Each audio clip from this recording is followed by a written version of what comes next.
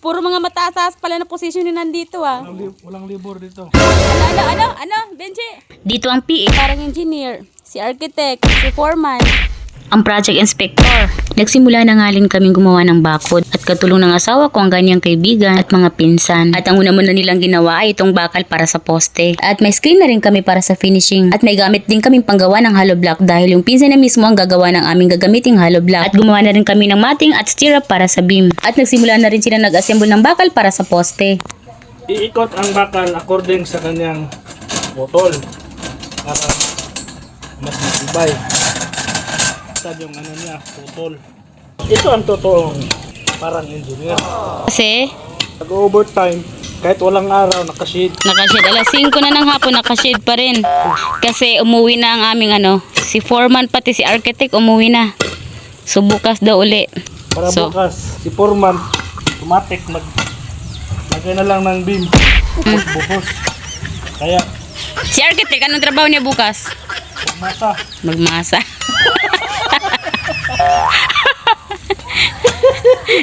Si foreman mag-beam. Mag-beam si Foreman, Hmm? si engineer magkanal. Magkanal. Okay, ikaw yung magkanal bukas. Ikaw man ang PI, piling engineer.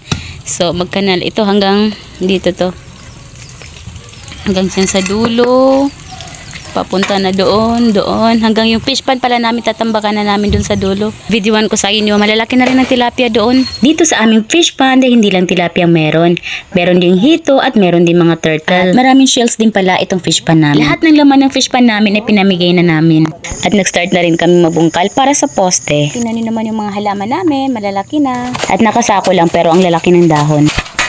Ito dapat ang boss. Kape-kape, tapos patay tayo parang buntis.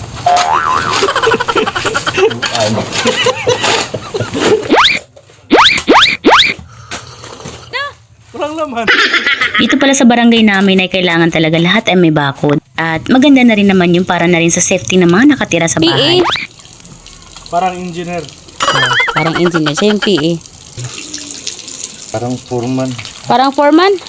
Ang isa, PE. oh, ang PE daw. Parang Ang boss. architect, at saka parang engineer.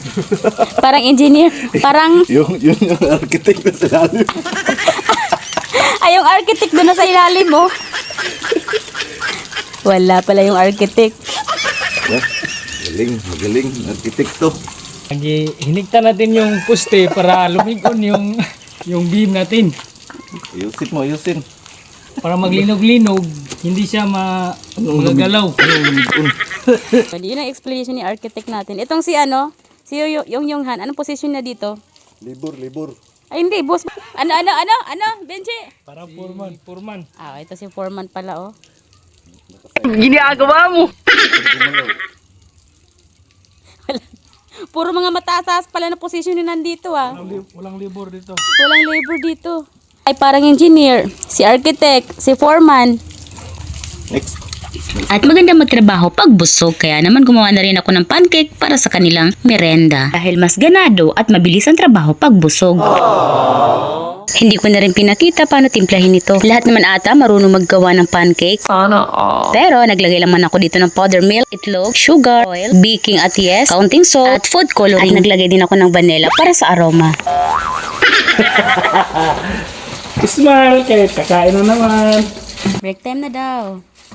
Inom ng tubig para makarelax. Ano, uminom ng tubig?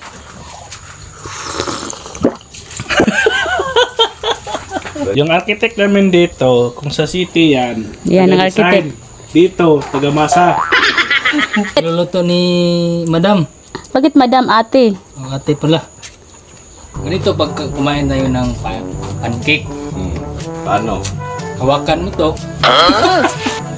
Tapos, Buka mo yung bibig mo. Ginagawa mo!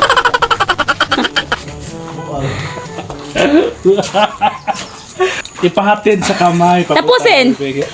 Then ihatid mo yung kamay mo papunta sa yung baba mo dyan. Tapos, inganga mo yung bibig mo. Tapos, Merenda time. grabe si architect pa. Maghihimo tigmasa. At after 1 week, ito na yung update ng aming bakod. Medyo may kalakihan nga lang ang aming gate. At bandang likod na rin ang ginagawa nila sa ngayon. At may kamahalan din pala ang paggawa ng bakod na semento. Si Inspector, nag-swimming na ng putik. Nag-swimming na si Inspector ng putik. At update na rin sa fish pond, wala nang laman. And sa next video ang pag-harvest. And see you on my next video mga ka-team.